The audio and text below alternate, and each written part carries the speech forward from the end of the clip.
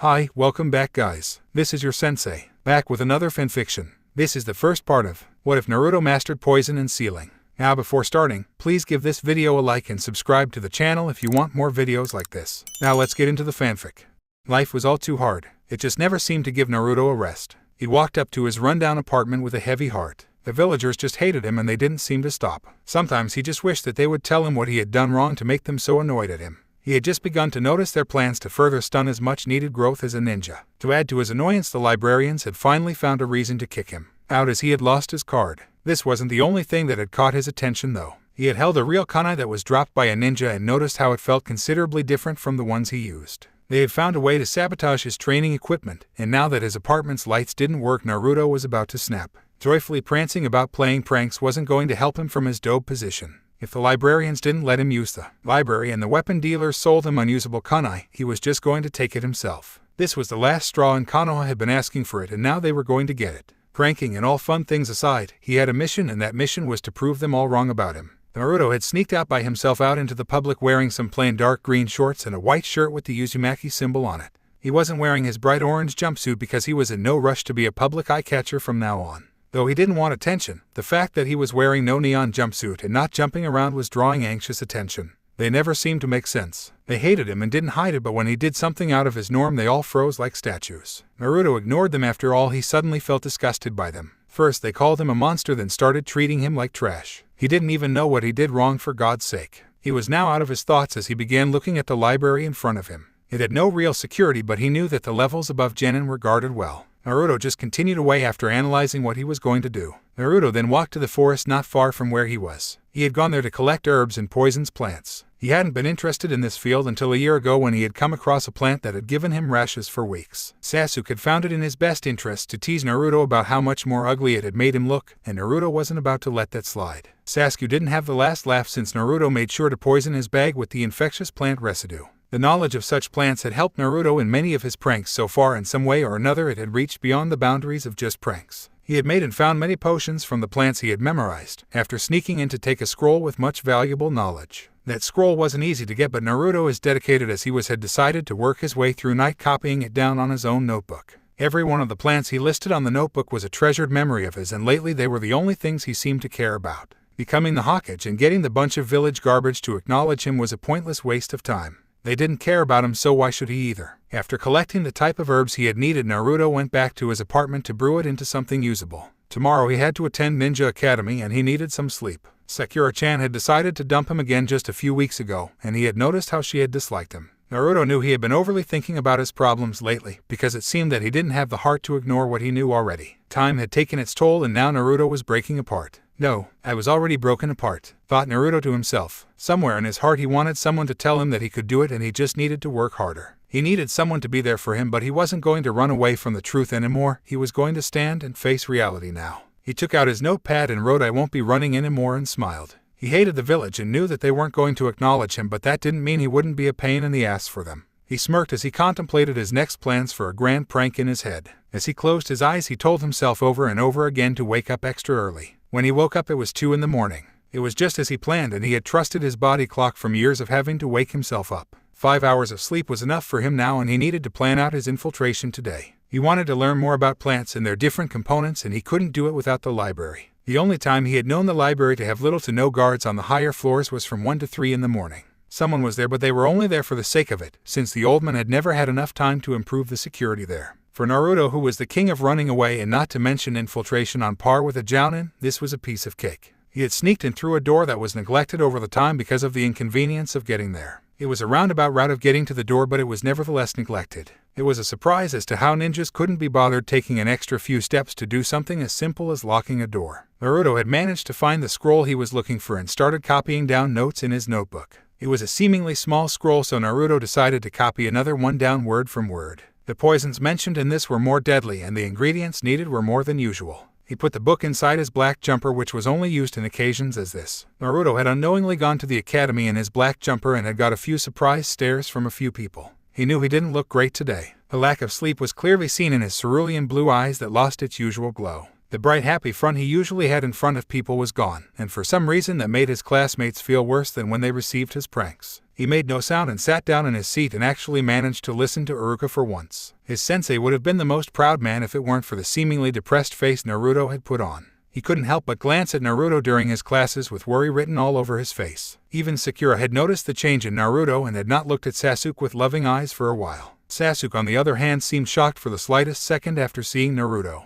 Out of all of them, the one person who was most worried was Hinata, as she had admired the boy for his perseverance. Seeing her one true love in such a state had dealt a blow on her. It was time for break, and Naruto had gone outside to catch up on his sleep when he was unexpectedly visited by the young Hyuga. She had a look of worry on her face that he just didn't notice, because for him this was the hardest emotion to notice. "And Naruto-kun, you, please be free to tell me any of your worries," she finally yelled, using the last of her confidence. Naruto looked shocked and stood speechless for a few seconds before gaining his posture. He managed to smile. "Thank you, Hinata. You don't know how much it meant to me," he said, and his smile widened into a massive grin. Hinata, now love-struck yet again, was on the verge of fainting as she saw the radiating brilliance of his smile firsthand. She stopped fighting it and finally fainted. Naruto had caught her and placed her head on his lap since she wouldn't let go of his hands. He sat there awkwardly, feeling a pang of joy as he found out that someone had actually cared for him. He noticed that Kiba had shot him a small glare, annoyed that his hands were on Hinata, but it didn't matter at all. He finally found himself a friend. "Hello, curry-llama here. I have decided to make the Kyuubi and Naruto become friends. Naruto's stunted growth will be unstinted by the fox. I want to make things more interesting later as the more canon part of the story comes in.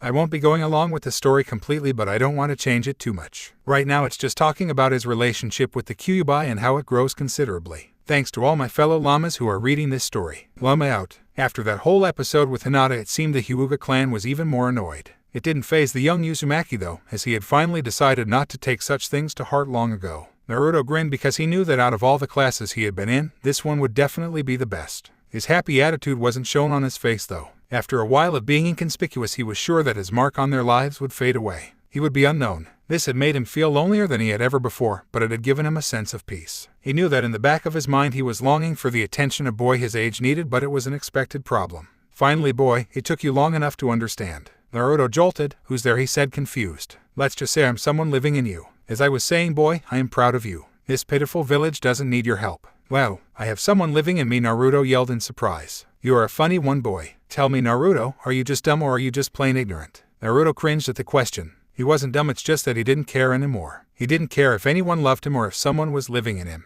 He just didn't care. "Don't bother answering, boy. I know what you are thinking anyway. Well, that's creepy, but who are you? If you were in me, why haven't I known of you until now, or did you just come in?" "I am the Kyuubi, child. I have been in you since after you were born." Naruto flinched. Everything was making sense now. He was born on 10 of November. The day the Kyuubi was killed, Naruto thought to himself as he realized why he was always tortured on that day. He was the Kyuubi. "Good try, boy, but you are no the Kyuubi. I am the Kyuubi. I just live in you." "Well, all of it makes sense now. So it was because of you, eh? Well, I have to say my thanks then." Naruto figured out that he can speak to the Kyuubi in his head. "So you figured that you didn't need to speak out loud. Wait, did you just thank me?" "Well, I ought to. If I wasn't hated, I probably wouldn't have known how disgusting some humans. You opened my eyes to this world and I ought to thank you for it," Naruto said, waiting for a reply. None came. He wondered what the Kyuubi was thinking now. He had found out who his tenant was and it didn't even faze him now. "You're doing just fine," he said to himself. "You're doing just fine. No one needs petty emotions, they just need to face reality. They just need to stop running away," he thought to himself as he continued to walk to the academy. Lessons were normal for all he knew. All he had to learn were the henge and the bunshin. It was all relatively easy, but to Naruto the doppelganger seemed to be laughing at his failure. The whole class knew why he was the dunce before, but now he was going to change no matter what. The whole thought came crashing down as Naruto fell asleep in La La Land. "Naruto!" Iruka yelled out as he slammed his hand on the table in front of him. Naruto just woke up slowly, unfazed by the loud sound that jolted everyone else in the class.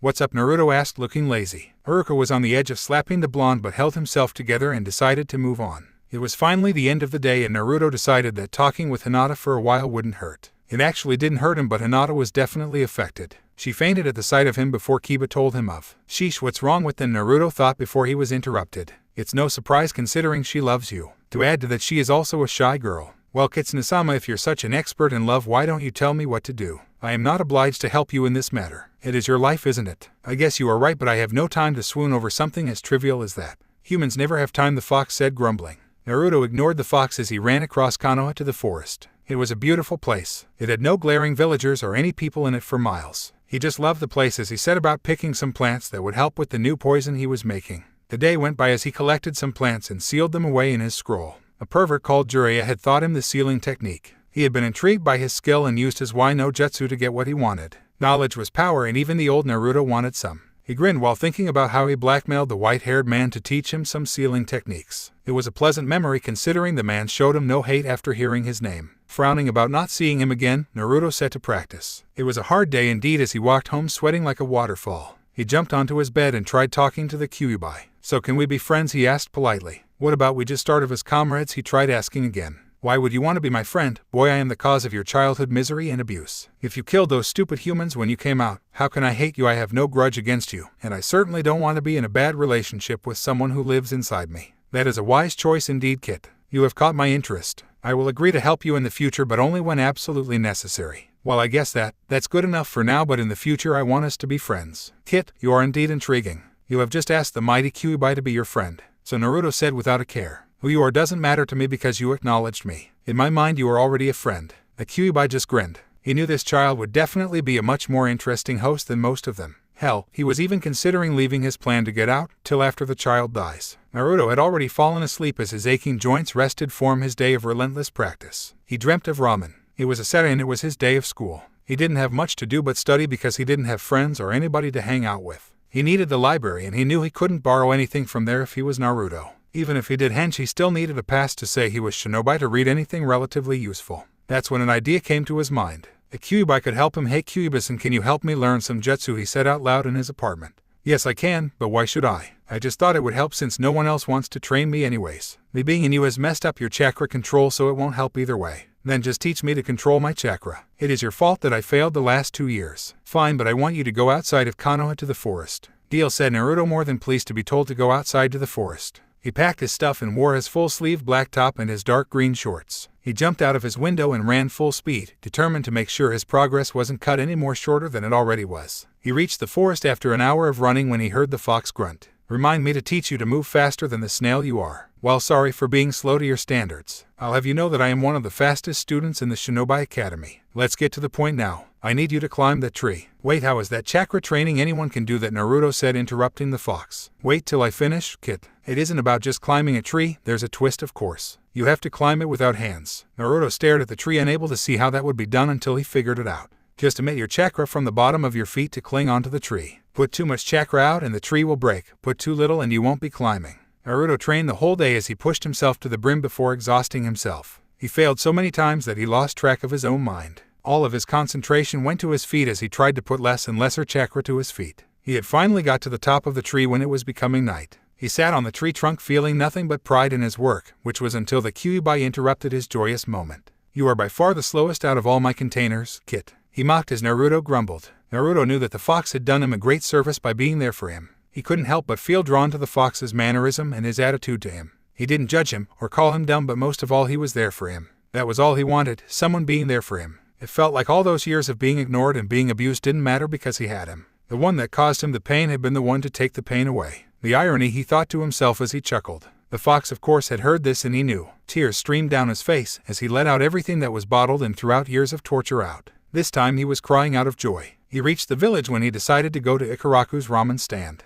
"Please don't go to that dreaded stand again," the fox growled in his head. "Why not? The ramen there is the best. Besides, it's not like anyone else will let me buy," reasoned Naruto to the best of his abilities. "Kit, you got a long ways to go. If you continue eating ramen the rest of your life you will have malnutrition. It's a wonder you haven't died from it yet." "How would you know anyway?" Naruto questioned. "Let's just say your face is a sickly pale color, you're unnaturally skinny, your hair isn't growing in a natural speed, and I live in you," the Kyuubi said with annoyance. Naruto grudgingly agreed with his reasoning, but it annoyed him to be putting a henge on just to buy food. He turned into a young man who was not too hot or not too ugly. He didn't like attention as someone else, it made him feel weird. He forwarded into the store as the Kyuubi told him what to buy. He left with no money in his pocket. "Kitsunesan, I swear that I can't keep affording food like this. If I'm going to buy anything it needs to be something easy to cook. Trust me on this. You can starve for a while until you get the nutrients you need. After this you can buy all the ramen you wanted." Naruto came home and made the food the way the fox had told him to. "It feels weird having food that isn't ramen and eating it all at once," thought Naruto to himself. It wasn't a bad experience, it was just different. The Kyuubi knew that Naruto would feel the best of his life tomorrow when he finally gives his body what it needs. Naruto sat on his bed, for once happy with the prospect of a new day. He had the fox and it felt good to be told by someone to do something. It felt like he had family that never existed. That night Naruto slept with a smile. Naruto had been practicing hard for the last week. The exercises started off with tree walking, then it went to water walking, all while drinking the disgusting sludge that the Kyuubi had told him to make. It had been a hard and tearing week, but Naruto could feel the growth in his chakra coils. He could see changes in his own physique, as well as the way he lived. His hair had grown to his shoulders and they started to glow their best golden hue. His body was not malnourished anymore, and he could imagine what it would look like with months of hard training. With all the hard work he put in and buying new weapons with his henge on, it felt like he had the right kind of equipment. Overall, he felt like it was a fruitful week. Kitsune-san, you there, asked the tired Naruto. Well, hello there, Kit. What is it that you want to address me with? Nah, it's nothing. Kit, you don't need to speak up, I can feel your gratitude. But even though you are one of my most amusing hosts, I wanted to say that you shouldn't trust me. You can say whatever the hell you want, Kitsune-san, but I will consider you a friend. My genuine wish is to protect my friends, and you are included. Well, I'm honored, but you still haven't gained anything from your embarrassing speech. And as much as I'd love to stay and chat, you better wake up, Kit, considering I feel hostile emotions coming to you in the real world. Naruto woke up to find his arm pinned down and his apartment broken into. He was shocked but not scared. The ninja's eyes showed deep hatred as he took out his kunai to stab him. Naruto's eyes filled up with understanding as he relaxed and let the man stab him. He knew the man was probably one of the ninja that survived after the Kyuubi had attacked. He must have had loved ones die in the battle, thought Naruto to himself. Kit, what are you doing? Fight back, will ya? Sorry, just don't know why, but I don't feel like that would be right. Fine, if you won't do anything I will, said the Kyuubi as he took control of Naruto's arm and pushed the man back. His whiskers and his claws grew prominent. The ninja stood in fear as he looked into the young blonde's deep, almost vast crimson eyes. Naruto jumped at the man and ripped out his heart in a heartbeat. As the man dropped, the Kyuubi's red chakra receded, fading away the feral features he possessed. It took a whole minute for Naruto to recall what had happened. He had killed. He tried to dismiss it as a dream, but his hands, soaked in the man's, was proof that he had killed. Naruto just sat in the corner of his broken-down apartment as he stared at the dead body in his room. He couldn't cry, nor could he bring himself to dismiss this as just self-defense. He had killed, and whether or not it was the Kyuubi's fault didn't show up his broken mind. He noticed a faint trace of chakra as the ANBU sent to protect him had finally decided to show up. It of course faded away as the ANBU noticed the dead body in the room, then went to report it to the Hokage. 5 minutes later, the Hokage had shown up in the room to find the once cheerful boy in his new diminished state. To the Hokage, Naruto had always been the child he had never had, and to see him like this made him feel down. However, he was Hokage, and as much as he wanted to shed tears with the boy, he just didn't have the time. He kneeled next to the blonde. Naruto had looked up, showing the pain in his eyes. Sarutobi just returned that face with a warm hug. There was a bond between the two that had been forged through countless childish bickering. The end of the year. Uruka-sensei, I did the Kawarami and the henge, why can't you just figure out I can't do the shadow clone? Naruto whined as he failed the shadow clone yet again. It doesn't matter if you can do the other jutsu, Naruto, but if you can't do the shadow clone, you will be in a lot of trouble in a real mission. Therefore you will stay in the academy another half a year until you get it right. Naruto pouted as he went back to his seat. He had passed the rest of the tests while breaking most of the records. Hell, he even beat the stuck-up Uchiha. Why he couldn't pass just because of a stupid shadow clone was beyond him. The day had ended while Naruto watched all the other children boasting to their proud parents. He wished from the bottom of his heart that he had someone to tell him to work harder and encourage him. Reality hits hard, thought Naruto to himself as he smirked with sadness. Tears were threatening to spill out until Mizuki appeared. Instantly, Naruto put on his fake yet believable smile. Naruto, I really wish Iruka would pass you, so I came to make an offer, said Mizuki with a forced grin. Naruto knew better than to trust the dishonest ninja, but something in the back of his head told him to listen. As Naruto's head perked up, Mizuki continued. All you have to do is to sneak into the Hokage's office and steal the forbidden scroll. After that, meet me at a certain spot with the scroll. But don't be too late. Mizuki lent him a paper that told him the time and location to meet him. Mizuki gave him another smile and left. Naruto knew that something was amiss, and so did the Kyuubi. Kit, I recommend you to not listen to that sneaky sensei of yours. I agree, but for some reason I feel like I need to go. I know, Kit, I know. That night, Naruto went to the Hokage's office unnoticed and stole the scroll. He opened it to find the jutsu he needed. A smile crossed his face as he started putting his heart and soul into practicing the move. It had been hard, but for some reason this version of the shadow clone was so much easier to him. He fell down exhausted to the core as he used up all his chakra, only to wake up to Iruka yelling at him. Naruto, what are you doing with the scroll? Iruka spoke with obvious concern as he confirmed that Naruto did indeed have the scroll. Mizuki-sensei told me that if I got this for him I could pass, but I found a cool jutsu on it that helped me shadow clone, Naruto replied with honesty. The conversation was stopped when Mizuki superficially came out of nowhere. You actually believed those lies I told you? You really are a stupid child. Well, it doesn't matter anyway, since you and Iruka are going to die right here, so do you want me to tell you a secret? Naruto looked at him like it was expected, but it still hurt that his sensei was doing this. His thoughts were interrupted as Iruka yelled out. You wouldn't dare. Don't do it, Mizuki. Shut up, Iruka, said Mizuki as he threw kunai at him. Naruto, have you ever wondered why everyone hates you, why they always look at you like you're a demon? Well yeah, I guess I actually thought about it a few times, but it doesn't matter. Naruto almost looked too calm, and that unnerved Mizuki. He continued anyway in hopes to get some emotion from the damn demon brat. It's because you are a demon. The day you were born the Kyuubi was sealed in you. You caused all those people's deaths. Mizuki started laughing and preparing to see the boy's expression when nothing happened. Naruto sat there calm and collective as he stared at Mizuki with annoyance. And I was sitting here hoping to hear something interesting. You disappoint me, Mizuki. Your build-up was pretty good though, it even got my pumping a bit. Though I guess it was a bit too dramatic for my tastes, said Naruto with malice and mock written all over his tone of voice. Mizuki was beyond annoyed right now. Not only did the demon brat stay calm, but he also insulted him. He is so dead, thought Mizuki as he threw his windmill shuriken at Naruto only for it to be blocked by Iruka. Don't listen to him, Naruto. You are not a demon, you are my prize student, whispered Iruka looking at Naruto with a genuine smile. Naruto's eyes started to tear up. His thoughts were broken as Iruka started spitting out. Now he was angry, calm but very, very angry. Kitsune-san, please lend me a hand here and tell me what to do. Sure, Kit. First of all, I'll lend you some of my chakra and you can project that to your kunai. Make sure to use your cage bunshin. Naruto nodded to himself as he took out kunai whilst creating 3 cage bunshins. One of them went out of sight and hinged into Iruka while holding a fake copy of the scroll. The other acted as Naruto and his friend took the real Iruka out of sight. The real Naruto waited in the shadows with the poison kunai. As expected, Mizuki ran after Iruka and killed the clone only to be stabbed by a kunai through his heart. The distractions proved useful as one man can only keep note of so much of his surroundings. Well, does this mean that I pass? Asked Naruto sheepishly. Iruka just looked shocked for a second before smiling at his prize student. He took his headband off and chucked it at the grinning Naruto.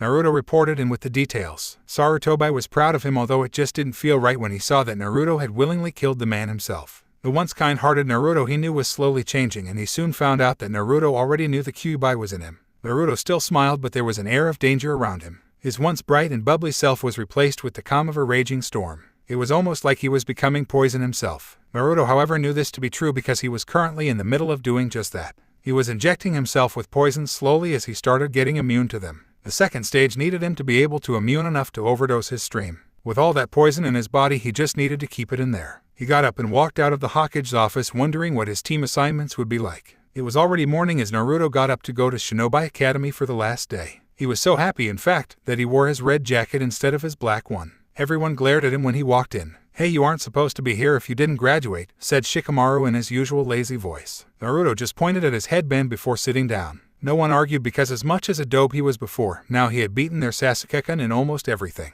Naruto sat down next to Hinata as he looked at Sakura across the room, who was bickering with Ino. It was amusing, but it was more amusing making fun of his precious Hinata. He then stopped to give Hinata a foxy grin that nearly melted her to her bone. Hello, Hinata-chan. How was your week? Naruto asked with his grin still imprinted on his face. Hinata's face went bright red as she looked at Naruto. He was of course so much better looking now. He wasn't the scrawny thin boy she knew before. He was still really short, but that just made him look cuter. The visible difference was that his body was tanner, his complexion was healthier, and his hair was longer. Why Sasuke was considered hotter than Naruto was a question indeed. It was Jigoden Naruto-kun, she finally managed to say in a stammer. What about you? Well, let's see. I learned how to shadow clone like a pro and I killed somebody. Hinata was pulled back by the last comment but decided Naruto was just joking around with her like he usually was. Once he even told her that he talks to someone in his head. It didn't seem like he was lying, which had chilled her to the bone, but he said it without any negative emotion, so she just dismissed it. Shut up, brats, Iruka yelled at the top of his lungs. Knowing that he had everyone's attention, he went on with his speech about being a shinobi. Naruto nearly fell asleep until he started listening to the team selections. Team 7 consists of Sasuke Uchiha, Hyuga Hinata, and Nara Shikamaru.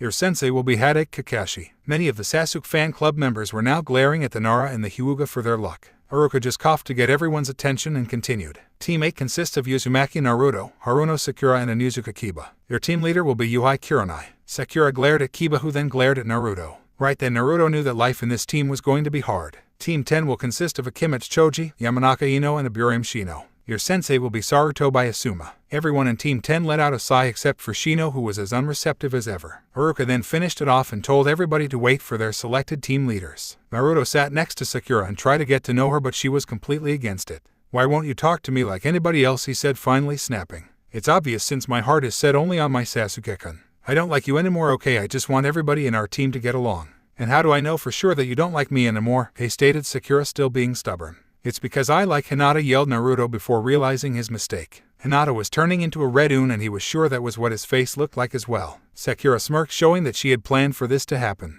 Naruto was just about to punch her to land when his sensei had walked in to hear the whole conversation. Kurenai cleared her throat before proceeding. Teammate, will you please meet me on the roof by 5 minutes? She then hurried out quickly. Everyone in the room started cracking up at Naruto's predicament except of Sasuke and Shino. Knowing that the secret was already out, he decided to mark his girl. He definitely didn't want her falling for Sasuke. Sasuke, if you even think of touching her, I will find you and kill you. Thought that Naruto threatened. The class was silenced because an angry Naruto meant sleepless nights in fear of his next horrendous prank. Shut up, Dobe. I could care less about a weak girl like her, stated Sasuke in a firm manner. Naruto, however, was pissed off by this comment on the person he loves. He decided to let it go considering he was late already. He got up, gave him a piercing glare and walked out. It had annoyed him to think of everyone's opinion of Hinata. She was an amazing girl. Well, if you actually bothered looking beneath the shyness. Sadly, the one thing he knew about the village was it only saw things as it was. They never considered looking into something before they judged it. He sat down on a log brooding about the events that had just occurred. Sakura in truth was actually eyeing Naruto. After all, if you skip the fact that everybody had hated him, he was actually pretty hot.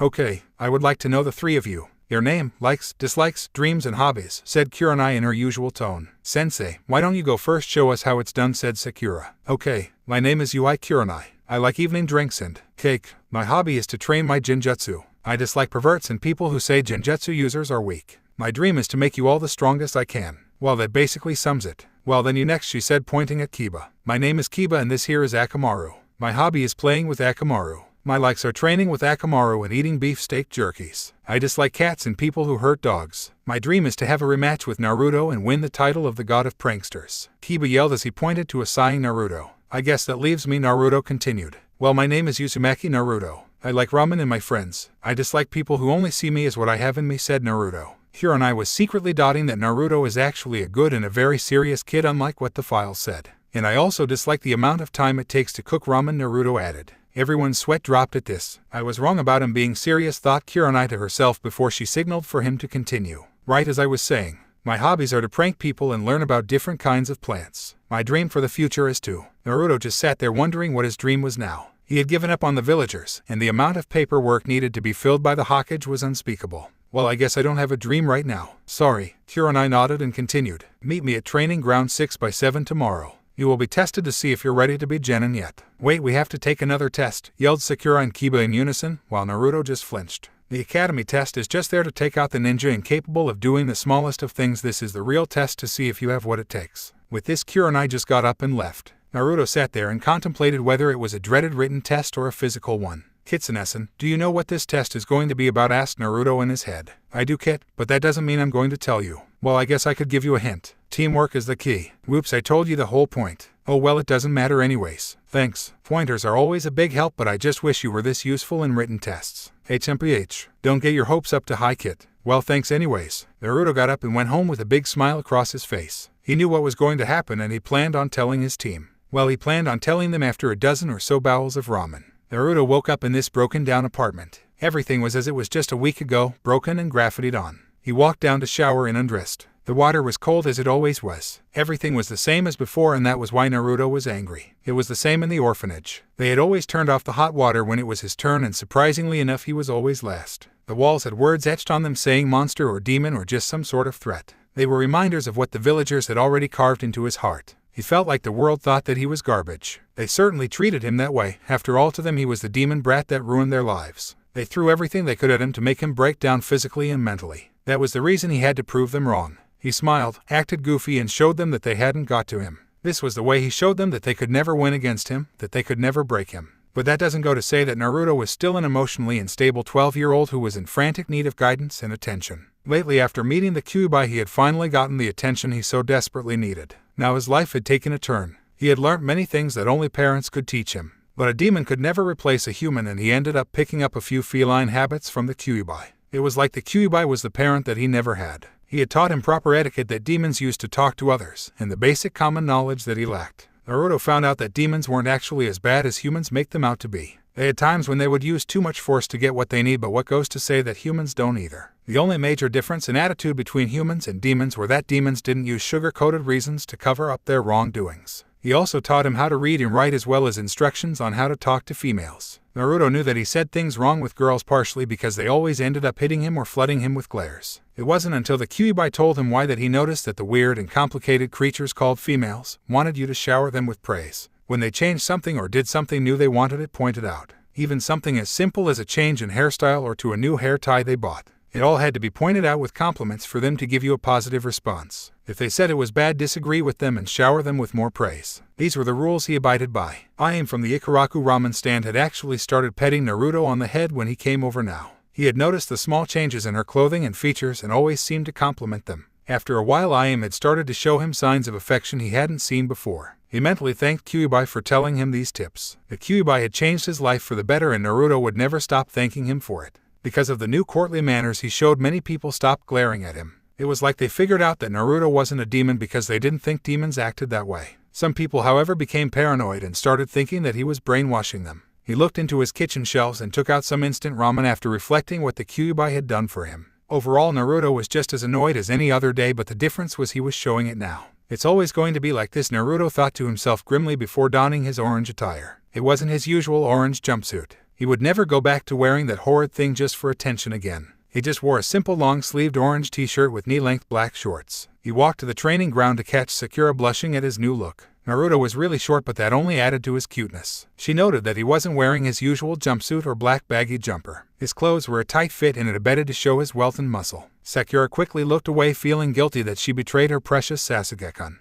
Naruto walked up to Kiba, who was playing with Akamaru, and sat next to him. Akamaru just barked and jumped onto Naruto's lap. "Hey guys, I need to tell you something," said Naruto with a cheeky grin on his face. "And what would we possibly not know that a dope is?" Sakura said in her usual mocking distaste for Naruto while trying to clean her mind for daring to think he was cute. "Sakura, stop being a whiny forehead. A dope is better than an annoying fangirl like you," retorted Kiba with a satisfied smirk on his face. Sakura was glaring daggers at him and was about to reply when Naruto butted in. "Did you guys know that this whole test is based on teamwork? If we have already started fighting, I doubt we could even become genin." Now that Naruto actually had their attention, and he decided to give himself a mental pat on the back. He was getting better at talking to people, and he needed that to show them that he wasn't the dope he was, although he thought he had made it clear when he defeated Sasuke. Kurenai had interrupted his line of thoughts as she walked into the training field, slightly impressed that Naruto got information like that. She heaved a sigh, pondering what to do about the test. Seeing that Naruto somehow managed to find the basis of the test, I just have to think up something now. Kurenai was thoughtful for a second before she made up her mind.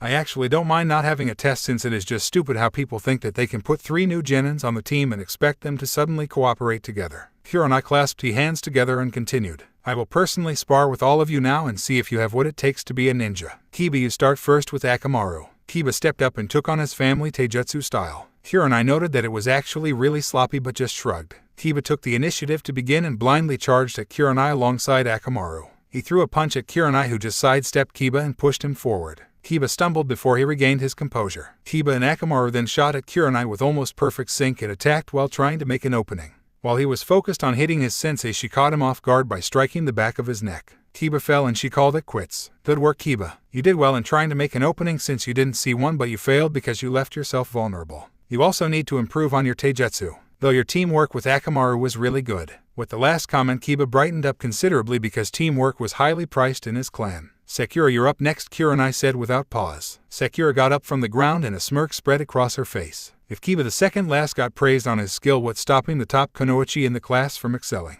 The fight began yet again with the Tobe student starting the fight. Sakura was more cautious, however, and decided to start the fight by throwing some kunai. Kurenai easily dodged the kunai and the rest of the academy-style taijutsu that Sakura threw at her. She called for the match to end before she started her review on Sakura's skill. "You're lacking a bit. Well, actually a lot, in your stamina, speed, and strength. Your taijutsu moves are right, but they lack the flow and grace that they usually show in someone who knows them right. I'm not a taijutsu expert, so we will need to find someone who can teach you. Your chakra reserves are so small a 5-year-old can beat you, but in some ways that will give you exceptional chakra control. You're smart, but you need to use that gift in battle. After all, knowledge that isn't put to use is useless. I'm sure you will become a great genjutsu user if I teach it to you." Kurenai ended with a nod while Sakura absorbed what she had heard with a frown. She had thought she was better than that. "Naruto, you're up next." With that, Naruto got straight up itching for a fight. The Kyuubi was telling him that he needed to calm down, but Naruto never really had anyone to spar with before and he was just too excited. His face considerably brightened up as he walked to Kurenai with a kunai spinning in his hand.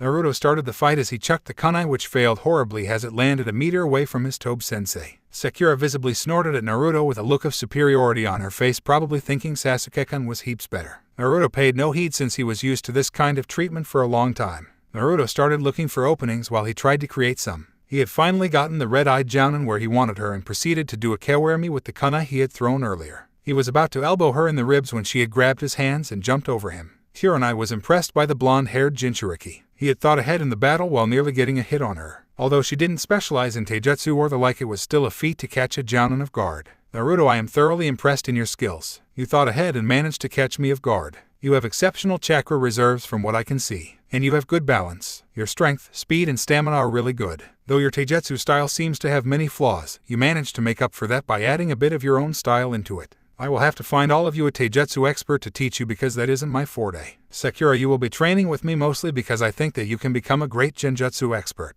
She smiled at her team and then looked at Kiba and Naruto. Kiba and Naruto, I don't think I will be of much help with you two, so I will have to get other senseis to teach you things that I don't specialize in. She smiled at the two of them who didn't even seem winded after their fight with her. She then looked at Sakura, who was still panting from their fight 5 minutes ago, and decided that this young Kunoichi needed to increase her physique, which was in dire need of help. Kurenai mentally noted that she also needed to take that superior attitude out of her system. You all pass from now on, you are official genins. Meet me here tomorrow at 7, she said, dismissing them. Kiba and Naruto high-fived each other, barely holding in their joy. Sakura was thinking about what Kurenai-sensei had told her and decided she needed to get into shape to be of any use to the team. After their musings, all 3 excited green genins said their byes and went home. Naruto joyfully walked home and started talking to the Kyuubi about what had happened when he noticed that the Kyuubi already knew. Sorry about that, Naruto said while sheepishly scratching his head. Well, what do you know, the kid is making me out to be his dad. Hey, wait, so you are a guy. If you really wanted to know, you could have just asked. Nah, I had a feeling you were a guy, but gosh, I'm relieved.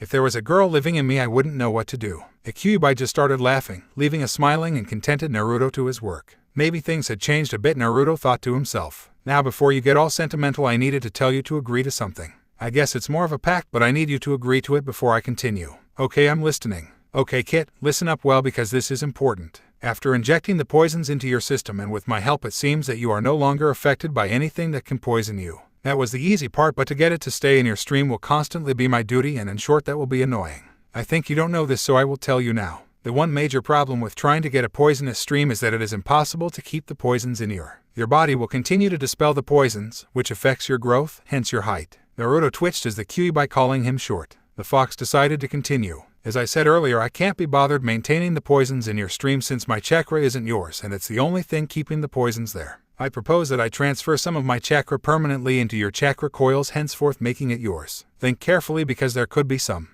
changes in your appearance because you will be turning into a demon hybrid. It is a great privilege to be offered this because I have never considered making a human my kin. Naruto was shocked. He was glad that the Kyuubi thought of him in such high regards, but he wasn't ready to hastily turn into a semi-demon and get even more hate than he already did. He had finally started getting some recognition, even though they turned paranoid right after. But it was still a start. He wanted to learn more about plants, herbs, and the poison and healing factors they produced. Getting his stream to become poisonous was just the start to testing out the ingredients he needed to make the most deadly poison ever. He wanted that to happen, but he had never thought of the consequences of playing around with something as dangerous as this. After pondering about what was more important, Naruto decided that he isn't here on the world just to please the citizens of Konoha. He wanted their recognition even though he had started denying it a while ago, but he also had a new dream he didn't want to give up. He wanted to create the most deadly of poisons and then make the most efficient healing slave known to man. He had a dream and he wasn't going to quit just because of a few more glares and beatings. So what do you say, Kit? Do you want to do it? Let's do it, Kitsunesan, Naruto yelled out in determination. Start by meditating and come meet me in your mind. Naruto lay down and concentrated hard on not concentrating on anything. Mindscape. He opened his eyes to the usual sewers he had seen the first time he visited. He made a mental to ask the Kyuubi if he could change the appearance of the place. He walked until he saw the giant cage in front of him with his newfound sensei, father figure. The Kyuubi gave him a warm smile. It was never the same looking at his Tobe-kin from the outside as it was inside. He liked looking directly at Naruto. Are you going to stare at me all day or tell me what to do? Asked Naruto with mischief clearly shown in his eyes. Wouldn't it be lovely to just look at your beautiful face all day? Responded the Kyuubi sarcastically before continuing. Just before we start, I want to make some things clear. You will have enhanced senses all around. Nose, ears, and eyes, and all that you know. That is just a side effect. I don't know whether you will be sprouting a tail or a new set of fluffy ears since I haven't done this before. The cool part is that I know you will be getting a sixth sense, so when someone tries to hit you or do something, you will move away unconsciously. I really like that part, considering you're making me look bad when you let a weak kunoichi like Sakura hit you. It will of course let you keep the poisons in your stream. Well, that's about it. Are you ready? Naruto gulped and nodded. He wanted the cool senses and all that dodging stuff. But a pair of fluffy ears and a tail. Not so much. But a pair of fluffy ears and a tail wasn't going to stop him from fulfilling his dream. I accept, Kitsunesan. and almost instinctively knowing what the Kyuubi wanted him to do, Naruto walked up to the seal on his cage and placed both hands on it. The Kyuubi started the process. A surge of chakra went from the Kyuubi as it went into Naruto and proceeded into the rest of his mindscape. Naruto woke up surrounded by red chakra shrouding his body. He screeched in pain as body shuddered from the agony he was receiving. His whole body felt like it was on fire, and the feeling made his worst beatings look like paper cuts. He struggled to breathe after a minute of this pain. He could feel it. He could feel his body changing. His muscles started growing as it ripped itself apart as it fixed itself at the same speed. Naruto rolled on the ground sweating while waiting for the pain to stop. He didn't know how long he was feeling pain anymore. 1 second felt like years and a minute felt like a millennia. Slowly the pain became more and more bearable. He soon managed to get on his bed. He fell asleep straight away from exhaustion. Naruto woke up and noticed that his sweat had drenched his bed sheets. He needed to talk to the fox and ask him why after all the warnings he didn't warn him about the pain. Still, he was glad that the hell he had gone through was over. He walked into his cold shower and for once wasn't complaining that it was cold. He actually enjoyed the cold water today after last night's feeling of burns throughout his body. Thinking about his body, he decided to check it out. He could hear things far too well now. Every time a water droplet hit the floor, he could hear a loud thud. He could also pinpoint the ANBU who was outside that wasn't there the other day. He was glad the ANBU guard hadn't come that night, considering he would have noticed Naruto screaming and kicking in pain. Wait, how did I know that he wasn't here the other day? Naruto thought to himself before dismissing it. He proceeded on to looking at his physical changes. His muscles had gotten stronger rather than getting bigger. He was sad that he was the same height though. But after a while of pouting, he remembered something. The Kyuubi had told him he might get a tail and a pair of fox ears. He continued to the mirror in hopes of having normal ears and no tails. Much to his dismay, his hopes were crushed. The whisker marks on his cheeks were more defined. His once cerulean eyes were now crimson red and slitted. His ears looked just like the pointed ears of a fox. He secretly wished that they weren't fluffy, or he would be the laughing stock to all shinobi. He turned around to notice he did have a tail, which did look extremely fluffy. Naruto was now in his personally created panic state. He didn't know what to do. He couldn't go around walking with a fox tail and a pair of fox-like ears. The villagers would kill him. He had to hide it. He took his black hoodie and covered his hair and ears, tied a bandana around his face and put on the longest coat he had to cover his tail, and chucked on a pair of dark sunglasses. Naruto ran as stealthily as he could to the Hokage Tower. He desperately needed to meet the old man. He would know what to do. He was the Hokage for Kami's sake. He had to know. The Hokage was speechless. Naruto had taken off most of his clothes, and he indeed wasn't lying about having some new features. In spite of what others thought, Sarutobi is actually human like many others, but because he is Hokage, people tend to think he can do everything. Sarutobi viewed himself in a more different way. He saw himself as an old man who was in desperate need of retirement from what he thought was the greatest demon, paperwork. The one demon he didn't want to retire from was Naruto, and Sarutobi would definitely never give up on the child. Naruto looked at him with puppy dog eyes, and at that moment the Hokage knew that was in the child's genjutsu. He couldn't refuse him when he didn't have the ears and tails to back up his facade. Those big pleading eyes looked at him like he could offer the world to him. Sarutobi didn't know why Naruto believed in him so much. He had failed the child his whole life, as he couldn't keep the villagers from scorning him, yet the boy still had complete faith. He sighed and leaned in his chair, defeated by his cuteness. Naruto was asking for a way to walk outside without his tail and ears showing. Sarutobi just didn't know what to do. The only thing he could think of was teaching the kid genjutsu so he could cover it up himself, but he knew Naruto wouldn't be able to do much in that field of expertise. Naruto, don't you think it would be better to tell your sensei this, because the last time I checked she was a genjutsu expert? I'm sorry, I don't want anybody else to be afraid of me just because of these features, Naruto said solemnly. He didn't know his sensei much, and he wasn't planning to tell her that he as a semi-demon could for all he knows try and sabotage his training like most of his previous senseis. I don't think you have to worry much about Kurenai. She is actually one of the many people who see you as you are. Plus, I think it is about time you went to train, right? Naruto gasped. It was 10 and he was meant to be there by 7. Before he knew it, he decided to trust the old man and go talk about it to Kurenai. Where the heck is Naruto? When he comes here, I'm going to kick his ass all the way to Kami. Kiba was getting impatient and angry. Sakura was wondering what had happened since Naruto didn't strike her as the late type. Sakura, I want you to go back to your physical exercises. Kiba, go back to your studying. We will wait for Naruto to come before we punish him. Hi, both Kiba and Sakura said in unison. Naruto reached the training field in time to hear about that punishment he was about to get and was considering leaving. He decided against it and walked into the field. Everyone looked at him like he was a weirdo. Excuse me, are you lost? Asked Sakura. No, it's me, Naruto. Teammate looked at him in disbelief. Naruto would never dress up in anything as depressing as that was what was going through the two preteens' heads. Kurenai, who noticed it was Naruto, saw the look of anxiety in his posture since his whole face was covered. She signaled him to come and talk to her privately. Promise that you won't tell anybody what you see. It will be the death of me. Oh, and please don't run away. Now Kurenai's curiosity peaked. Naruto started taking off his clothes. Kurenai was shocked. He is so cute was what went on in her mind, although she wouldn't dare show that on her face. After a few minutes of thinking about how cute he is, she finally started seeing the problems with this. The villagers who already don't like him will start becoming even worse to him. She didn't know how bad he had it, but she knew it could only get worse if they find out. She finally came to a conclusion. I know you want my Genjutsu abilities to cover it up, but if I'm not around, I know the Genjutsu will dispel. The only other option is that you learn Genjutsu yourself, where you hide it with all those clothes at all times. Naruto knew what this meant, and he was left with one option since he knew how bad he was at Genjutsu. He had to wear all these clothes for the rest of his life. He never wanted to look that depressing. I'm definitely not going to wear all those clothes for the rest of my life. So I guess the only thing I can do is show everyone my new look. Hiranai saw his downcast face and decided to cheer up her new student. Your new look is too cute for anyone to hate, she said while warmly smiling. Well, let's just hope they see this as being cute, Naruto said in a solemn tone. He heaved a huge sigh and decided that if he was going to show the whole world, he'd have to start off with his team. He walked to his team wearing only pants and long-sleeved baggy t-shirt. Sakura gasped at the sight of the downcast Naruto. When he looked up, she couldn't help but squeal. Sakura surprisingly didn't ask any questions and started petting his ears. Naruto couldn't help but twitch his ears in bliss. Kiba was shocked at the sight he walked into. His shock turned into full-blasted laughter. Hakumaru, however, suddenly had the urge to his feral instincts to hunt down the fox. Thankfully, he forced himself to sit because he knew Naruto was a teammate. So what's with the new look, Naruto asked Kiba while forcing himself to not laugh. Naruto just glared before Sakura decided to scratch the back of his ears. He returned to a blissful state before he realized that he couldn't let this go on. He glared at Sakura next, but she decided to find a different spot that felt even better. He couldn't help but wag his tail when the feeling hit his ears. Inner Sakura was yelling about how cute Naruto was when she felt the need to know why Naruto got the new cute look.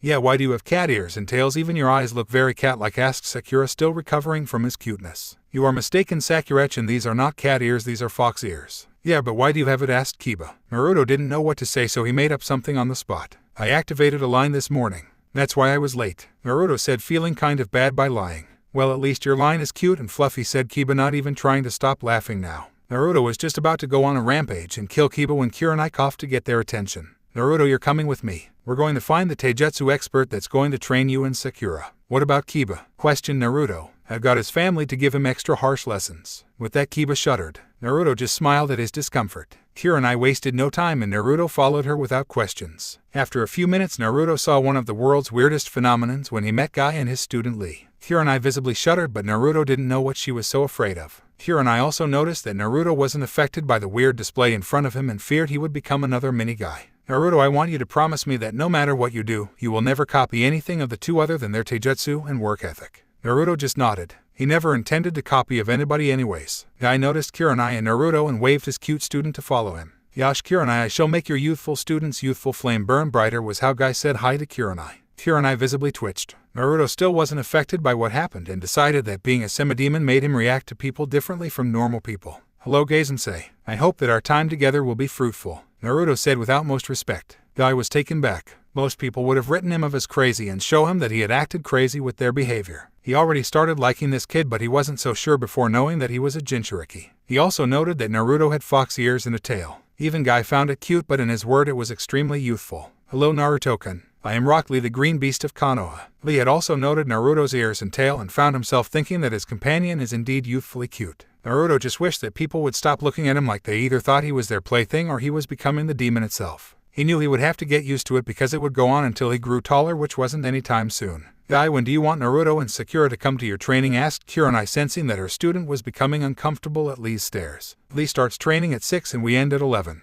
We will be most grateful if Naruto-kun and Sakurachin can start their training then. Lee was really excited about their new training partners. What he was really excited about was that Sakura, his one true love, will be able to see his youthfulness when she trains with him. Naruto wasn't someone he knew, but Lee wanted Naruto to get strong so he can have a new friend. Guy was giving Naruto weights for him and Sakura and telling him how to use it. Naruto listened carefully as he held down his excitement. He had never had a sparring partner, let alone a teacher who was willing to teach him properly. Guy looked at him with indifference, and that was all Naruto wanted, to feel normal. He was awfully grateful to Guy for what he had done for him the first few minutes they met. Naruto had given Sakura her weights and told her the rules. He was now walking the street of Konoha with 200-pound weights all around and he could hardly move. The villagers seemed extra angry with him today. Not only does he have the fox's features, he's also moving so slowly that it makes it seem like he wants us to notice it, thought the annoying civilians. Naruto had finally reached his apartment and he was so glad that he was thanking Kami very. Those glares were slowly chipping of his confidence. He took off his weights before waking up the Kyuubi from his slumber. Kitsune-san, wake up and rekindle your flames of youth. Naruto yelled as much as he could in his mind, wondering if the Kyuubi would act the same way Kurenai did.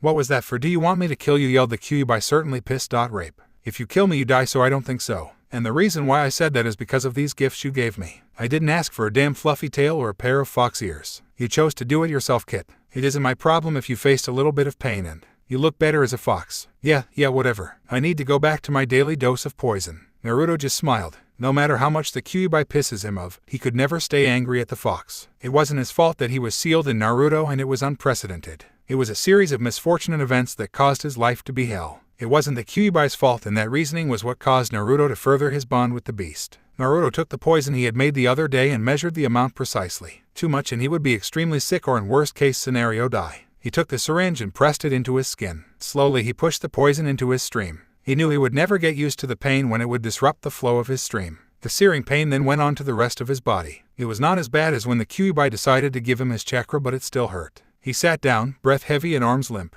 He was immune to the poison, but only to a point. His body was changing itself to hold the poisons in, and that was what was affecting his growth. It was a small price to pay for his dreams, but it still annoyed him to no end. I'm going to make sure things are going to change, and for the better, thought Naruto as he closed his eyes and fell into a deep slumber. Naruto woke up the next day wagging his tail after experiencing a heavenly dream about completely free ramen. His dreams were shattered the moment he opened his eyes, though. He was back in reality, a reality where he had a pair of fluffy ears and fuzzy tail. What would he do if Sasuke had him? Scratch that. What if Hinata saw him? What would he do if she ran away disgusted by his new look? He went on to stab a hole into his orange shorts. It had to be done extremely carefully since he didn't want a massive hole revealing you know what, in case it got ripped. The next few weeks went by without much trouble. Kiba was reluctant to be complete friends with Naruto, but it was only because he liked Hinata too. Sakura was being her usual loud and annoying fangirl self. Sometimes Naruto wished that they could just put those few minor hindrances aside and become friends. He was used to it though. People made fun of him, spat at him and cursed him in front of his face daily, so this wasn't anything new. He made his way up to the training grounds to notice that Sasuke's team was there too. He let out a loud frustrated sigh before coming in. Shikamaru was sleeping. Hino was fighting the loud Haruno and Sasuke was obviously brooding. Kiba made his way up to Naruto to ask him if they could secretly escape this newfound hellhole. Oi Naruto, let's get out of here before my brain explodes, whimpered the Inuzuka. For once I agree. Wanna go to Ikaraku's? Asked Naruto in a whisper since he didn't want Sasuke seeing him like this. Naruto and Kiba secretly slipped away, and that was something especially coming from the two loud knuckleheads. Kiba was walking happily down the middle of a busy street. After all this was the easy was to the ramen stand. Naruto was visibly tensing as the glares hit him at full force. He could clearly see the hate in their eyes. Why couldn't they just see that he wasn't the Kyuubi and just its container? Akamaru noticed Naruto's discomfort with the mass amount of people and decided to yip at Kiba. Kiba turned a raised eyebrow at his little companion and finally got the message. The trio turned around and went to a quieter street. So the loud and mighty Naruto is afraid of crowds, Kiba mocked. Thanks, but you know everyone has their fears, right? Retorted the annoyed Naruto. After a long and comfortable talk about what kind of rubber duckies they used in the shower, they finally reached the said ramen stand. Naruto nearly jumped on his heels after taking a whiff at the ramen. His senses were 1,000,000 times stronger now, and it made it smell all the more heavenly. I.M. gave Naruto a beaming smile after seeing he had brought a friend along. After 7 bowls from Naruto and 3 from Kiba, they decided they were going to train. Naruto looked happy with his tail wagging and his ears perked up. It's a good day to be alive, he thought as he walked to the training ground with Kiba. That's when he heard an eep. Naruto turned around to be greeted by the sight of a madly blushing Hinata. In Naruto-kun, you are SSOK kawaii. Hinata then did the one thing Naruto never expected, she pounced on him. Naruto was taken into a blissful state as the girl he loved started scratching his ears. Kyuubi, this is your fault. I'm never going to look manly in front of Hinata-chan ever again. Sorry kid, but you bought this upon yourself. Oh well, at least she likes me, thought Naruto before he gave into the pleasurable feel. After a month of grueling and annoying D-ranked missions, Naruto felt like he wanted to reconsider his position as a ninja. His previous dreams of saving a princess from an evil overlord and helping a village from bandits were shattered. Kurenai-sensei, can we please stop doing these annoying house chores? At least Tora the cat required work, said Naruto in a whiny voice. They had been at it for a long time, and the weights put on Naruto and Sakura were so heavy that Kiba had to do most of the work. Kiba was also feeling annoyed now. He had to train at his family taijutsu for hours on end, study and then go to sleep only to wake up to D-ranked missions. Yes, sensei, when will we be doing some real missions? Whined Kiba. I know you want a more interesting mission, but you're all still rookie genin.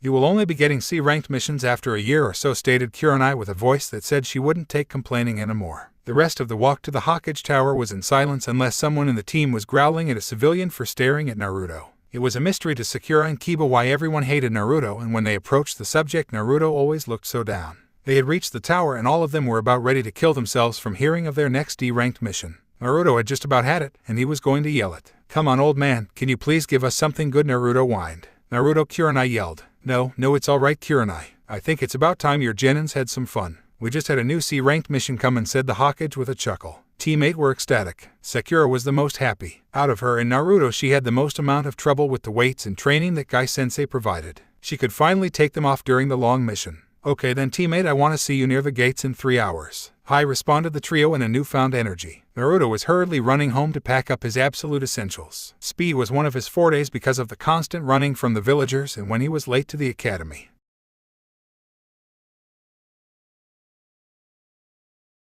Well, you wouldn't understand since you've lived for ages, but for me this a first time. Yeah, whatever. Just don't get your panties in a knot." Naruto packed some clothes and some instant ramen and left. If he wanted to reach the gates in time, he had to hurry since he lived quite far away. His new body moved on top of the roofs with grace and his tail helped balance his weight further. "I thought I asked for some real ninjas. What are 3 brats doing here?" the man named Tazuna asked. Naruto let out a low growl before proceeding to ignore the old drunk. Sakura looked pissed and Kiba was yelling obscenities at the man. Tazuna looked at Naruto and huffed. "What's your pet doing here?" Naruto just about had it. Kyuubi was yelling at him to kill the man in his head and Naruto was seriously considering it. "Hey sensei, can I decapitate this old drunk?" asked Naruto in an overly sweet voice. Kurenai looked at Naruto and was about to say yes when she remembered he was the client. "I'm sorry Naruto, but he's our client." "Oh, and Tazuna, our team is more than enough unless you're actually worried this mission might become B or a rank," said Kurenai in her work voice. Tazuna let out a small gulp and decided that he wasn't going to talk anymore. The rest of the journey had consisted of talking about random things and having small little fights. "Hey Kit, what's up Kitsunesan? Do me a favor and jump on one of those puddles." Okay, I guess." Naruto ran up and randomly jumped on a puddle only to be thrown backwards. A person came out of it. "You stupid brat, what you do that for?" shouted the angry ninja holding his sour head. Before Naruto could respond, a chain sprang up from the other puddle and hooked onto Kurenai. A man came out similarly dressed and pulled on the chain. Kurenai's body hit everywhere as the chains cut through her flesh and she died. Naruto felt like time stopped as he watched his sensei go down. She had accepted him. She had become one of his few precious people, and now she was gone. A rage grew inside Naruto. Without a second to waste, Naruto took out a kunai with a string attached to it and threw it at the ninja's throat. After he confirmed it was stuck in there, Naruto ran up the tree and jumped down the other side. The ninja's body was pulled up by the string attached to the kunai, effectively hanging him. "Bother, you will pay for that, you scoundrel," yelled the other ninja. Kiba jumped in with Akamaru after recovering from seeing a gruesome kill. Using his taijutsu, he kicked the man on his temple and knocked him out. "Good job, team." "Done, Naruto," Kurenai said uncertainly as she jumped down from the tree behind the 3 genins. "Naruto, are you all right?" asked a frightened Haruno. Naruto just stood there with his head bowed. His fists were clenched and he was trembling. "Naruto," said Kurenai in a concerned voice. All of a sudden Naruto jumped onto her and cried. Kurenai was shocked and the rest of Team 8 were speechless. Tazuna looked at the boy with a whole new level of respect and fear. "Don't you ever do that again, sensei," sobbed Naruto in relief. "So Tazunesan, might you explain why the demon brothers attacked us? I thought this was meant to be a C-class mission, but having those 2 just called for us to change this to a B-class. Tazuna looked guiltily at Team 8 as he fidgeted around trying to take his time. After about 30 seconds he was received with 4 very threatening and scary glares. Okay, I'll explain. You see, I'm building a bridge from Wave Country. This bridge will let our already poor country to trade with others in a less expensive manner. Though the bridge is about done, the country's being monopolized by a rich man named Gato. I'm the only one who can build it. But you know, if you quit this mission, I'll just have to go by myself and get killed. My daughter and her son will be homeless and they will forever hate Konoha for abandoning me. Your choice." Teammate sweat dropped at Tazuna's idea of getting a pity party. Kurenai abruptly coughed and looked at her team for their answers. Sakura gave her nod. "Hell yeah, we're going. I'm not missing out on the chance to go on a B-ranked mission," said Kiba, followed by a yip from Akamaru. Naruto looked at his teacher with stars in his slit eyes, ears perked up and a wagging tail. Kurenai just took his actions as a yes. "Okay, then I guess we will have to continue this mission," said Kurenai with a smile. Thank you, said the bridge builder with a smile on his face before he ruffled Naruto's hair and walked ahead. Team 8 had crossed a river with the help of one of Tazuna's friends before they made their way again. Naruto was on a high alert when he heard a sound in the bushes. Quickly he grabbed a kunai and chucked it only for a rabbit to jump out. "Naruto Yubaka, why did you try and kill the poor thing?" yelled Sakura before she hit him on the head. Although it seemed weird, Naruto did actually feel like killing and eating it for a second. Kurenai, however, had noticed something weird about the rabbit. It was summer, but the rabbit still had a winter coat, which meant only one thing. "Duck," yelled Kurenai as she pushed Sakura and Tazuna down. Naruto and Kiba knew it was coming beforehand because of their keen animal senses and had dogged A man had come out from a tree. His appearance was intimidating as his up till his face was covered in tight bandages, showing his packed and built muscle. His pants were camo and the sword he had thrown seemed to be extremely heavy. What do we have here? A Kanoa Jonin with her 3 cute little Genins. Do you mind if I just kill the old geezer behind you? Asked the man in a teasing voice. Zabuza, I presume, said Kurenai in a calm voice. I'm flattered you know me, but judging from the looks of it, I don't think you will hand the geezer to me, will you? If you aren't going to give him, I'm just going to have to take him, said Zabuza in a cold voice. Well, you guessed right. Naruto, Kiba, Sakura, I need you to protect Tazuna for me and do not interfere. The 3 Genin surrounded Tazuna with their kunai ready. Suddenly Zabuza disappeared and fog started spreading throughout the forest. Naruto's senses weren't working as well as they should have either. What part should I cut out first? The liver, lungs, heart, throat, stomach, eyes, or maybe I should just cut them all out? Your choice. Naruto could see it. He could see his death happening in front of him in a million different ways. He knew it wasn't real and he stabbed himself. After the pain had brought him back to his senses, he turned to see Sakura doing the same thing. Naruto shook Kiba and told him to get a hang of himself. After the 3 of them were able to get a hold of themselves, they started to focus their eyes onto what they could see of the battle in front of them. Kurenai had been trying her best to fight Zabuza while tricking him with her Jinjutsu. It was hard for her to keep up with his moves and she ended up being caught in his jutsu. When the fog cleared up, Team 8 were greeted by the sight of their sensei trapped in a water sphere. Run away. Zabuza's too strong for the 3 of you, yelled Kurenai. I'm never going to run away, yelled Naruto as he created a whole group of cage bunchins only for all of them to be defeated. Before that he threw Kiba his windmill shuriken. Kiba looked at it with a smirk as he threw it at the Zabuza water clone. The clone thought it was going to hit him when the shuriken went by him and charged at the original. Zabuza jumped over it and dodged the oncoming attacks only to find out that the windmill shurikens were actually Naruto clones in henge modes. Zabuza had to force his hand out and let Kurenai escape his water prison jutsu. I guess we will have to be working together then, Naruto said Kurenai with a smile as he and his sensei jumped at the Rouge Nin. The battle went on for a while until it got to a standstill after Zabuza was on the end of most of the hits. Kurenai was about to deal the last blow when 2 senbons hit his neck. I thank you for helping me capture this man, said a particularly feminine voice. It came from a young girl who was wearing a Hunter Nin mask. Kurenai nodded but acted cautiously at the suspicious behavior. The Hunter Nin took the body and left. So are we just going to let her take him away, yelled Sakura, angry that they just let Zabuza go like that. Kurenai just looked wearily at her and nodded. They continued walking for another mile before they reached Tazuna's house. Tazuna, thank Kami you're alright, yelled his daughter Tsunami before she hugged him. After her long and touching reunion with her father, she noticed Naruto and his little fox ears which were perking up. Kawaii, she thought as she ran up to him and felt his fluffy tail. Naruto tensed up a bit while trying not to massacre every girl he meets. He was a shinobi for Kami's sake, not some pet dog. After glaring at Tsunami, he entered the small humble home. Okay team, we are going to learn how to water walk. Naruto, you look way too sick, so you can sit out. Naruto walked down the forest feeling very sick after his recent dose of poison. He knew it would wear out after a while, but he really didn't want to do this in a mission. He walked down to the forest to search for some plants. The Land of Waves was actually a place priced for the plants and herbs found in it. Naruto started picking up some poisonous leaves that would make a poison that he couldn't make back at Konoha. He noticed a crunch when he jolted up. His ears twitched as he heard someone come. He pulled out his kunai, waiting to find a ninja. Straight black hair appeared from the tree and revealed a woman who seemed slightly older than him. He relaxed. Are you picking up herbs too? No, I'm not really knowledgeable in herbs, I only work with poisons. You must be a ninja then. I think that you should try and learn about some herbs and plants that heal. It would be useful if one of your precious people were hurt. I've never actually thought of it that way, though I was planning on getting to that sooner or later. Don't you have precious people? Naruto, and yes, I do have precious people. I think that when you have a precious person to protect, that's what makes you strong. Naruto smiled and nodded at the girly-looking boy before vomiting near a tree. The girl looked at him with her face scrunched up. Is he alright? Thought Haku. After Naruto had recovered from vomiting, he just stood back up, gave her a smile, and left with his poisons. Haku thought to himself of the new intriguing blonde Naruto. Hey, cute ears. I hope you like the dinner. There isn't much here, but I try my best, said Tsunami with a welcoming smile. Naruto smiled back at this motherly figure. A small pain hit his heart as he wondered if he could ever have one. Sakura and Kiba looked at the food hungrily. They had forgotten to pack their own food during the trip and had to eat from Naruto's seemingly endless supply of instant ramen. Naruto started eating along with everyone else when he had noticed the look from Inari. Naruto turned his attention back to the food and what he thought to be the closest thing to a family atmosphere. Why are you all eating with a happy look on your face when you're all going to die anyway, said Inari. Inari yelled Tazuna. You come here with your smug faces, but sooner or later Gato will kill you all. You don't even know what we've been through, so don't, and you're all just spoilt brats that don't even know what pain is. Enough, yelled Naruto.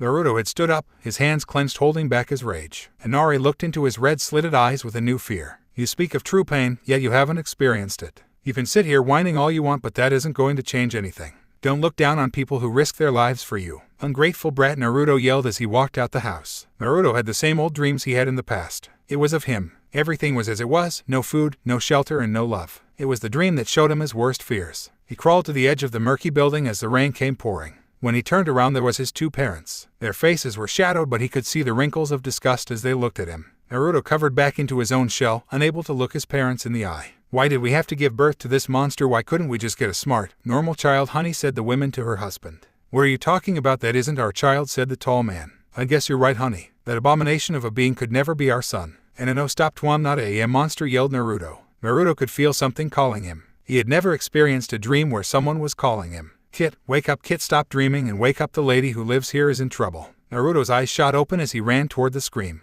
He couldn't see his team anywhere, but he did notice that Tsunami was being held with a knife at her neck. Inari was crying and bravely clawing at the second man. Naruto let out a small smile at the kid's newfound bravery. His smile disappeared as it came before he swapped himself with Inari. Naruto grabbed the samurai's arm before breaking it and quickly moving to Tsunami's help. He then replaced himself with Tsunami before he grabbed the man's arms and swung him over his shoulders. Hey Inari, you did well. Nah, I was just helping, said Inari with a grin plastered on his face. Sorry, gotta go, my team is probably getting their ass kicked without me. Inari gave Naruto a thumbs up before Naruto grabbed his pouch and ran. He just hoped he wouldn't be too late when he reached there. Kiba was having a trouble fighting of the fake hunter Nin. Akamaru and his very elaborate and showy moves never seemed to gain a hit on the female. The duo had taken a lot of hits and they seemed like they couldn't last much longer with the way they were going. Sakura was uselessly standing next to Tazuna, her guard hardly up. Naruto wondered what she thought screaming out their names when they got hurt would do for them. Kurenai wasn't doing any better. She was facing most of the blows even though she hit her fair share. Naruto jumped in with right in time to block what was meant to be a fatal shot to Kiba. Haku made another ice senbon hesitantly. She didn't want to hurt Naruto after her meeting with him yesterday. Naruto, however, was just having the opposite thoughts. I need to get her back for making Kiba look like this. Naruto glanced at Kiba and Akamaru with a concerned look. Kiba nodded to Naruto, signifying that he would go on. As if an unspoken conversation between the trio, Naruto, Kiba, and Akamaru jumped from all sides. Haku was having enough. He was meant to be a long-range fighter and their teamwork was closing in on him. Yes, it's time for that jutsu. Demonic mirroring ice crystals, yelled Haku as he did the hand seals in blinding speed. Suddenly Naruto and Kiba were trapped in a dome of ice mirrors. They could see Haku from every mirror and no matter how much force they used to try and break the glass, it wouldn't work. They were getting bombarded with ice senbons. Before Naruto could do anything, the senbons came straight at a point which would kill him. He shut his eyes closed, waiting for the inevitable. Nothing. Naruto slowly opened his eyes to see Kiba lying on the floor with the senbons through his neck. Why did you save me? Dobe, we're friends. Naruto felt rage boil up his spine. Disgust, hate, revulsion all grew towards the masked hunter. His precious person was killed.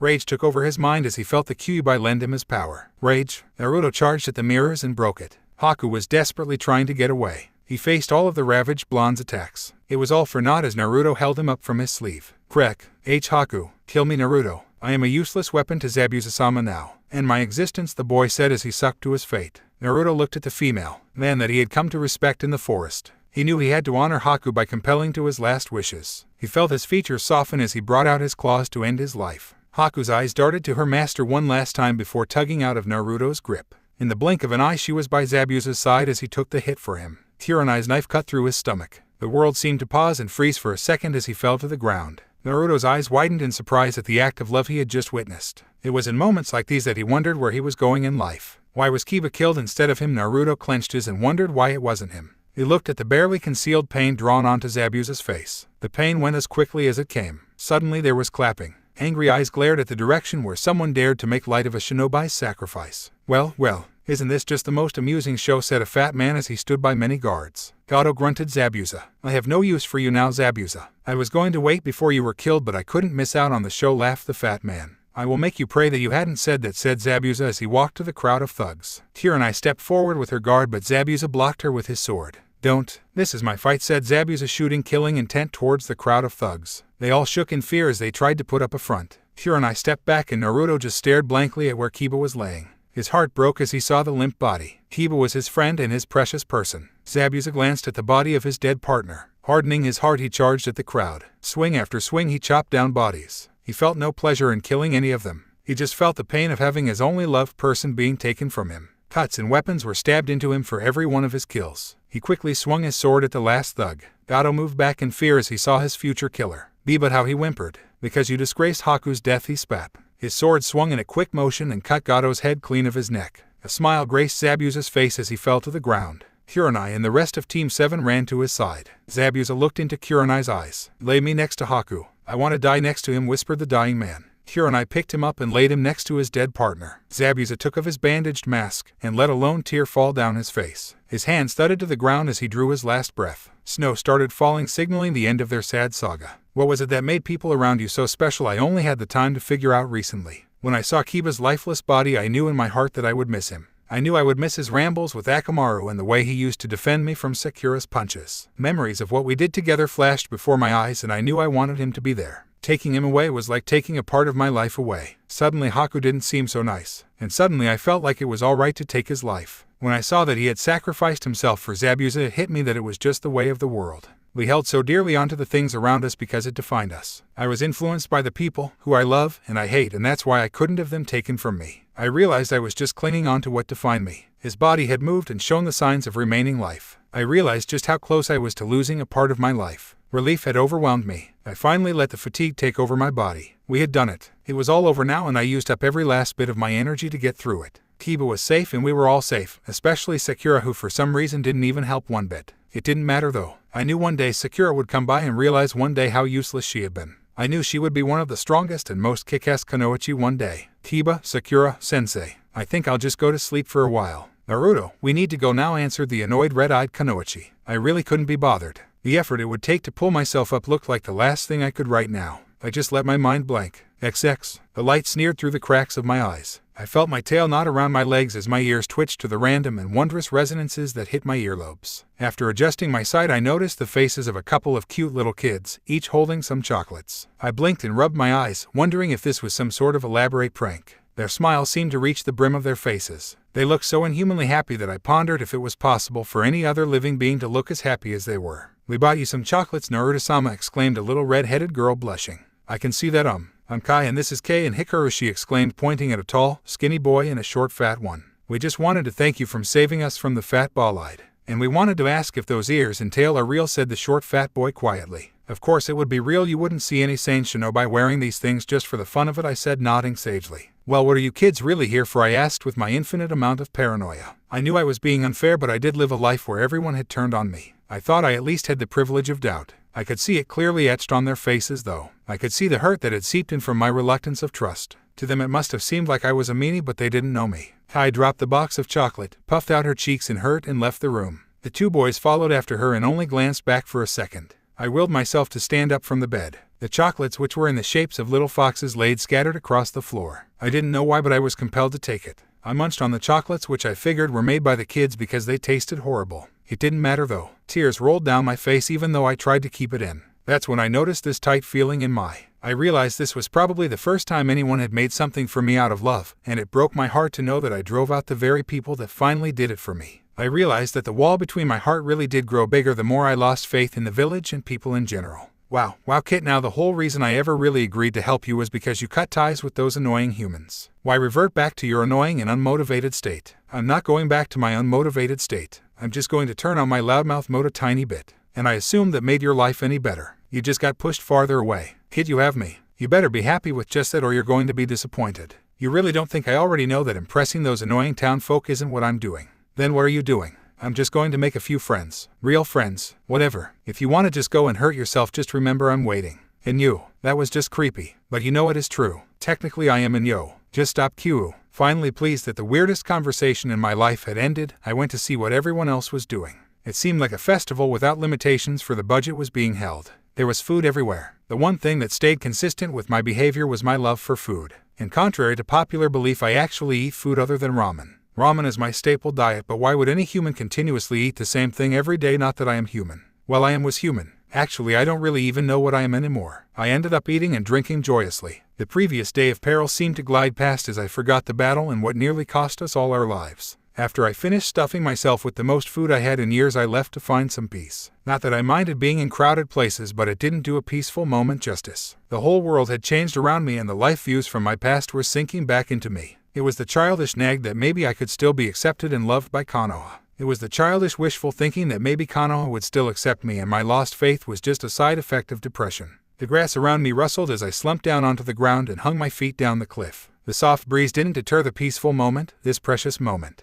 I felt content. What you doing here by yourself? Naruto Kiba asked from out of nowhere. I came here for some peace and quiet, but it seems impossible now that you're here. I commented dryly. Come on man, that was just rude. To him, not loud. Tell that to your sister who constantly complains to me every time I see her. I mentioned dryly. We both laughed and finally sat in peaceful silence. I knew I could trust Kiba. He was one of my few real friends. Everything would be different if someone else had been put on the team with me. He had accepted me. Thank you. I didn't take my gaze away from the full moon as I realized too late I said those 2 words out loud. Never in my life had I said them so sincerely. I smiled at Kiba, who seemed to be staring at me with no words to respond. Knowing Kiba, he was probably going to ruin this special moment in Point 3, Point 2, Point 1. Geez Naruto, you don't have to be so affectionate when all I did was find you that prawn in all that sea of food. I know it was a king prawn and those are damn hard to find, but what are friends for? Kiba, just shut up. I was just giving you my heartfelt thank you for being my friend. He laughed sheepishly and I chuckled at his antics. Sometimes I wish every day was as serene as this one was, a world with no violence, no pain, no grief. Okay, sadly the chapter is over. And if you enjoyed, just leave a like and subscribe with post notification, so when the next chapter is ready, you will be notified. Okay, see you in the next video. Bye.